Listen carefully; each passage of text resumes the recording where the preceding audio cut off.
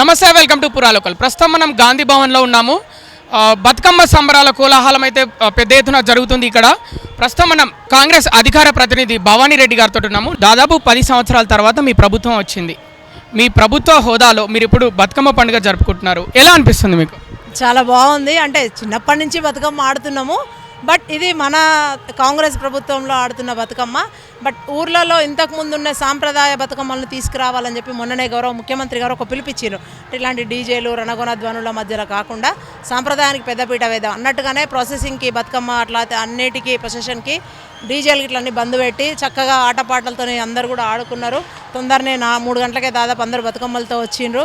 చాలా చక్కటి చీరలు అన్నీ కూడా నగలు వేసుకొని ముత్తైదువులు అందరూ కూడా బతుకమ్మ ఆడుతూ ఉంటే చాలా ముచ్చటగా ఉంది.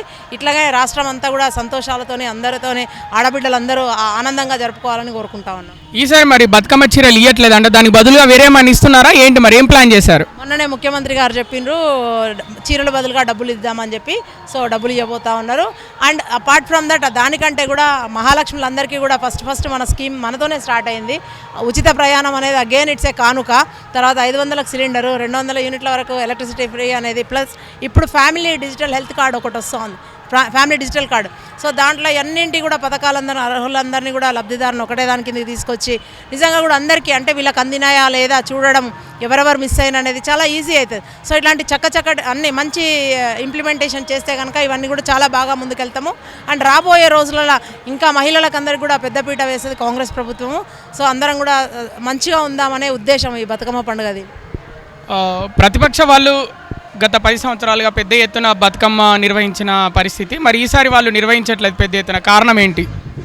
వాళ్ళు అధికార హోదాలో ఉన్నప్పుడు అప్పుడు తెలంగాణ ప్రభుత్వం నిర్వహించింది. అప్పుడు కూడా వాళ్ళ జేబుల నుంచి ఏం తీసుకెళ్ళి పోలేదు. సరే జిల్లాకు 1 కోటి రూపాయలు అట్లా శాంక్షన్ చేసి తెలంగాణ జాగృతి వాళ్ళు వీళ్ళు పోయి ఆడొచ్చిండ్రు.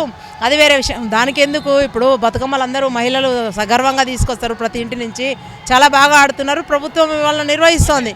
పోయినసారి బతుకమ్మ చీరల విషయంలో ఏమైనా స్కామ్ జరిగింది అనుకుంటున్నారా మీరు? అవన్నీ కూడా ఇక గతం ఇప్పుడు ప్రభుత్వంలో ఉన్నాము, కొంచెం హుందాగా మేము కొంచెం ప్రవర్తిస్తే బాగుంటుంది అనుకుంటాము. ఎంతసేపు ప్రతిపక్షాలను తిట్టడము, ప్రతిపక్షాలు అధికార పక్షం మీద దుమ్మెత్తిపోవడం కాకుండా ఇది రంగుల పండుగ, పూలను పూజ చేసే సంస్కృతి పండుగ. ఇది చాలా గొప్ప పండుగలో ఇది అందరం మగవాళ్ళందరం ఆడుకుందాం. మంచి పండుగ సందర్భంలో ఇవాళ మళ్ళీ రాగభావ ద్వేషాలకు అతీతంగా ఆడుకునే పండుగ మంచిగా సెలబ్రేట్ చేసుకుందాం. కాంగ్రెస్ మహిళా ప్రజాప్రతినిధుల్ని బీఆర్ఎస్ వాళ్ళు బాగా విమర్శిస్తున్నారని బయట టాక్ నడుస్తుంది. దీనికి కారణం ఏంటంటారు?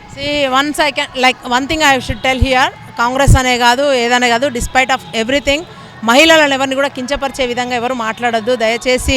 ఆడబిడ్డలందరూ కూడా ఇప్పుడిప్పుడే బయటికి వస్తూ ఉన్నారు. ఒకంత అడుగు ముందుకేసి ఇవాళ ఇంతకుముందు ఫైనాన్షియల్గా కానీ లేకపోతే సామాజికంగా కానీ చాలా లోలో ఉండే సెకండ్ గ్రేడ్ సిటిజన్స్గా చూసే తరుణంలో ఇవాళ రాజకీయంగా కూడా ముందుకు వస్తూ ఉన్నాము. ఈ అసమానతలన్నీ తొలగిపోయి ఇప్పుడే బయటికి వస్తున్నాము.